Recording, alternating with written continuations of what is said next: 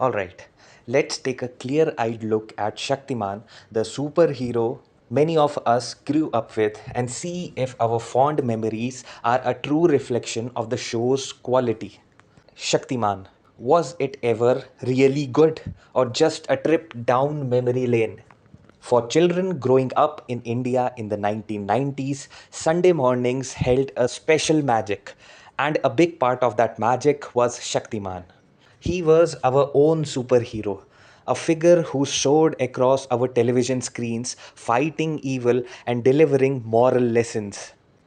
The theme music was catchy, his spinning transformation was iconic, and he genuinely felt like a big deal.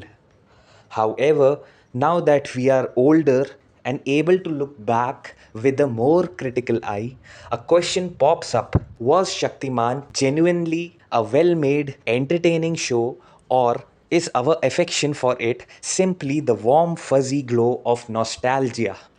Let us take a hard look at this cultural phenomena and see if it truly held up then or now. First, to understand our arguments, let us briefly go over the story and main characters of Shaktiman.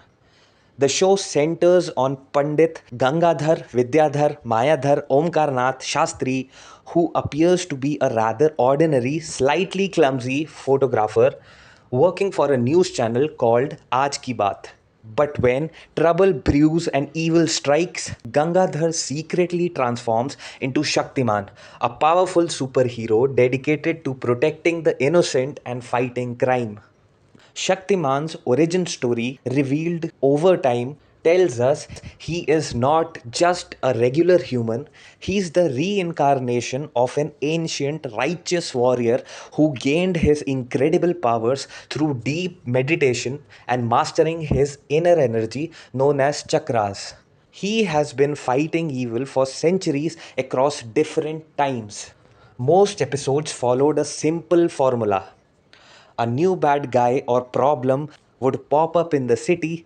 This could be anything from a wacky scientist with a weird invention to a supernatural creature or a greedy criminal. Gangadhar, as a news reporter, would often be involved in investigating these issues.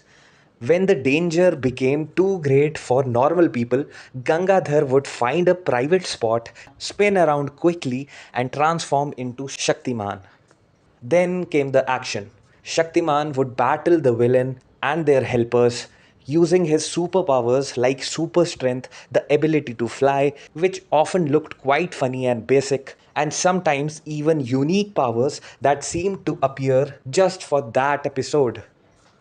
The villains themselves were usually very over the top and often quite silly.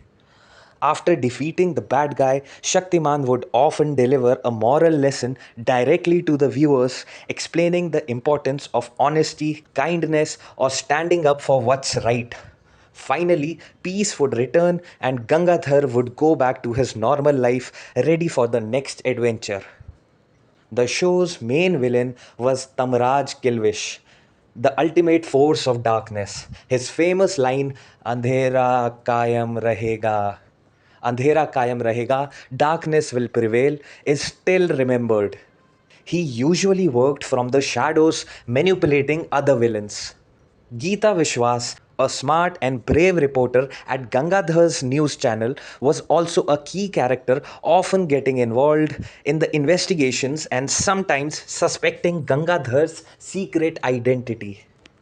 Now, let's be honest about why Shaktiman, even when it was first aired, was not actually a masterpiece of television.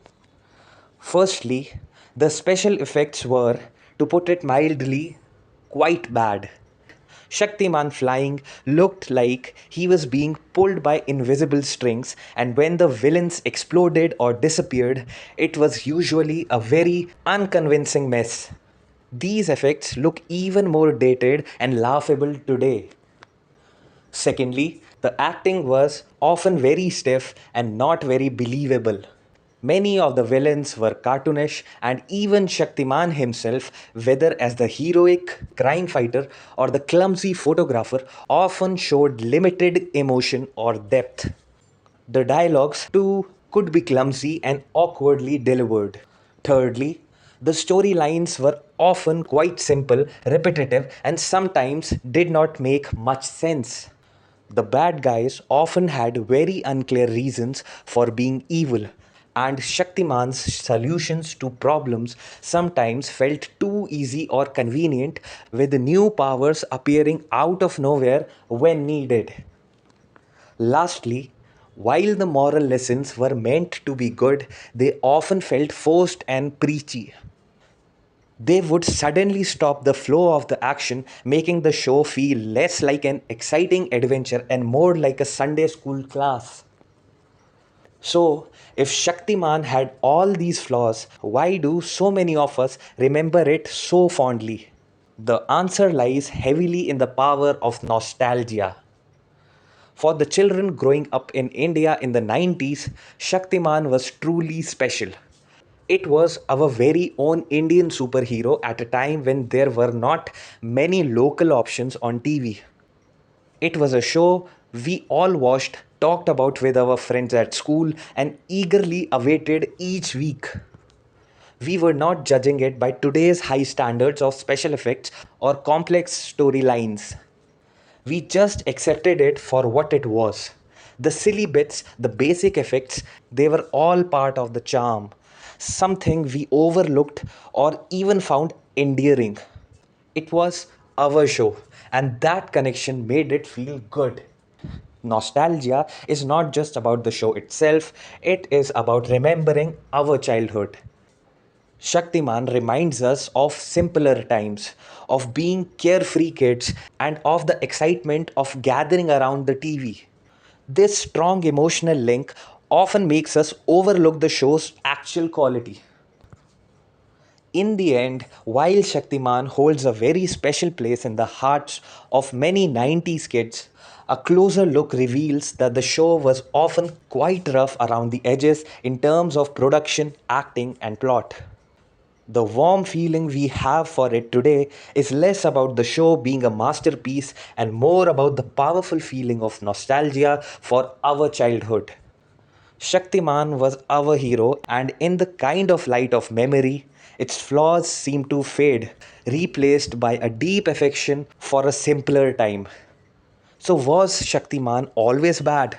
Objectively, perhaps. But for a generation, it will always be a cherished, if imperfect, hero of our past.